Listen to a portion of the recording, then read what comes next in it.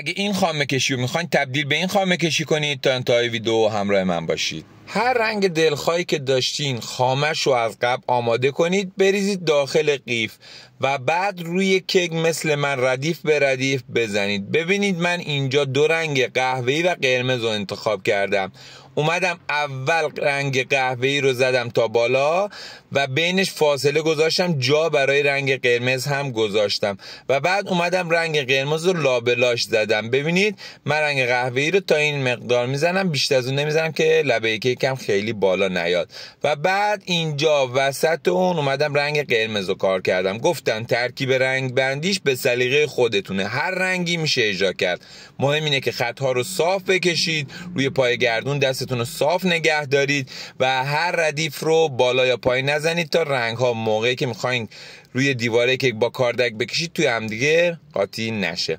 بعد که من رنگ قرمز رو زدم، اومدم با استفاده از یک کاردک پلاستیکی از یک قسمت گرفتم و دستم رو به هیچ عنوان بالا یا پایین نبردم. خیلی آروم کاردک رو چسبوندم به دیواره کیکم و با آرومی پای گردون رو چرخوندم تا رنگ ها به این شکل که میبینید توی هم دیگه صاف بشه. ببینید بچه ها، من لبه پایین رو هم تمیز میکنم و بعد اون جایی که خامه هست، ببینید خامه همون اولی که کشیدید راحت پاک میشه، اما اگر بذارید داخل یخچال یا فریزر بعد اون خامه چسبندگیش بیشتر میشه و راحت تمیز نمیشه.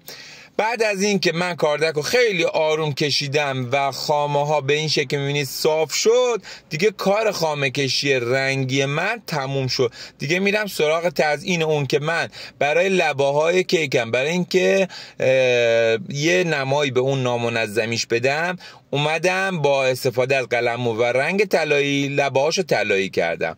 بالای کیکم از همون رنگ خامه قهوه‌ای که اضافه اومده بود گل خامه های به این شکل زدم دور تا دور کیکم. ببینید با فاصله زدم. شما میتونید این کار رو چفت هم انجام بدید، میتونید مثل من بینشون فاصله بذارید و بعد لابلای فاصله ها رو به هر چی خواستید پر کنید. من اینجا لابلای اون فاصله ها رو اومدم با این مرواریدهای خوراکی همینطور که میبینید پر کردم. این ترافل‌های خوراکی یه مقدار سفتن ولی خوراکی هستن و میشه روی کیک هاتون ازش استفاده کنید.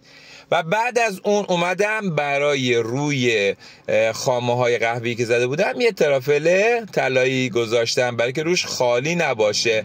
و دست آخر هم برای اینکه کیکم جلوش بیشتر بشه اومدم روی همون گل خامه های قهوه‌ای پروانه کار کردم. ببینید به این شکل شما نمای کیک رو در نظر بگیرید و پروانه ها رو به جلو بذارید تا نماش رو به جلوی کیک باشه. ببینید من روی گل های بعدی پروانه ها رو به خودم گذاشتم، یعنی رو به جلو و نماش رو به خودم بود تا جلوی کیکم به هم نخوره و مشخص بشه. امیدوارم که دیدن این آموزش نهایت استفاده رو برده باشید. ممنون میشم ویدیو رو لایک کنید و نظرتون رو کامنت کنید.